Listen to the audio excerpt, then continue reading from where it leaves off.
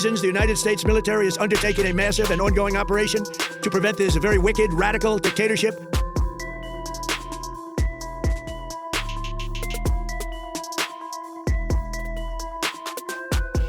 This is the moment everyone was watching.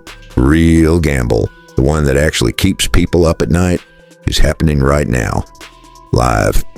While Iran and the United States inch towards something nobody wants to name out loud, MBZ has made his move closer to Israel. Openly aligned with Washington, arms deals, normalization, photo opportunities, and I get it. Strategically, it looks calculated, even smart. But here's the thing. Everyone's missing. Iran doesn't need to hit Abu Dhabi to send a message. Think about it. Abu Dhabi sits on the world's 6th largest oil reserve. You strike it, you strike global energy markets. The retaliation comes fast and overwhelming. Iran knows this, so Abu Dhabi is, almost ironically, protected by its own value. Dubai is not. Dubai has no oil. Dubai runs on one thing only, the belief that it is safe, neutral, above all of this. The one city in this entire region where a Russian billionaire, an Indian industrialist, and an American banker can sit at the same table and close a deal without the building catching fire. That neutrality isn't just a brand, it's the foundation everything is built on. And MBZ just cracked it, not with a bomb, with a photograph, with a handshake, with a foreign policy that screams, we've chosen a side, in a region where choosing sides is the most dangerous thing you can do. Iran understands something important. Abu Dhabi is not just another Gulf city. Unlike Dubai, where one strike on the port, one threat to the airspace, one incident, and Emirates Airlines loses its status as the world's connector. Overnight, the tourists recalculate, the conferences relocate, the capital moves, quietly first, then all at once. MBZ survives this. Abu Dhabi pumps crude, regardless of what happens to Dubai's hotel occupancy. But MBR, the man who turned a fishing village into the most visited city on earth, built everything on a single promise. That Dubai is the one place in this region where business never stops. MBZ is gambling with that promise, with someone else's chips.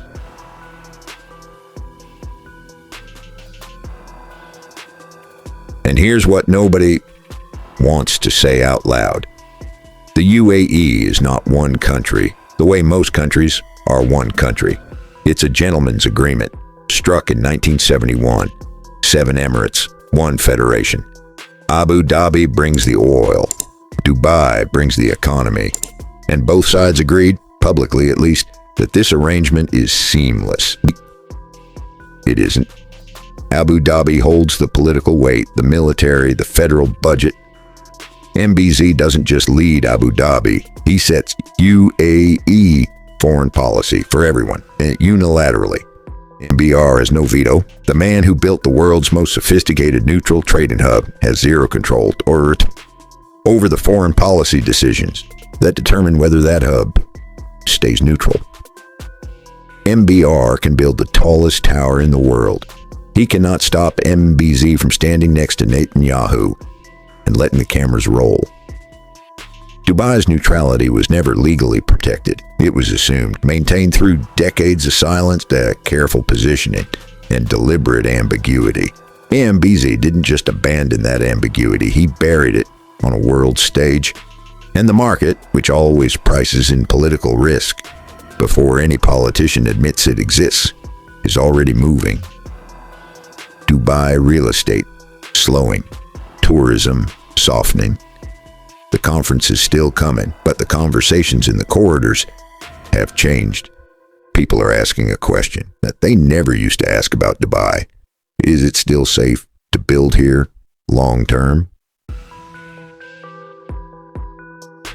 Dubai has survived everything. The 2008 collapse that nearly bankrupted it, the Arab Spring on its borders, Yemen, COVID, shutting down global aviation entirely.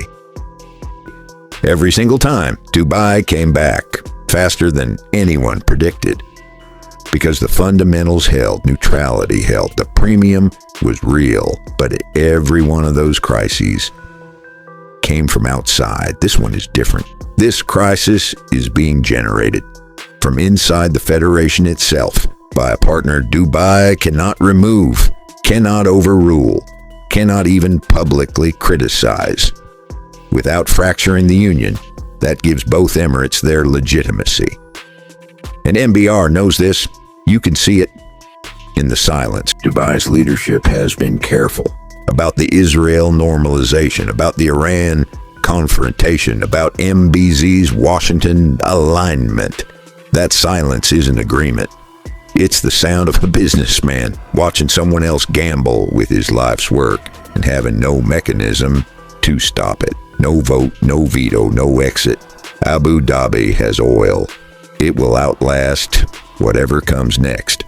Dubai has a story, and stories, once broken, don't come back the same way.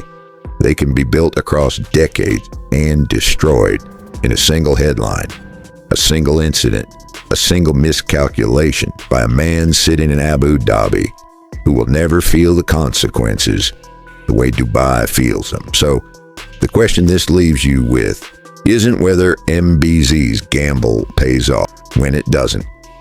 Abu Dhabi made the bet. Dubai is sitting at the table, and the bill, as always, finds the one who had no say in the game. Abu Dhabi bets. Dubai bleeds. You can accelerate construction. You can accelerate investment. You can accelerate growth, but trust. Trust moves at its own speed, and sometimes a single political decision can move faster than decades of careful branding ever could.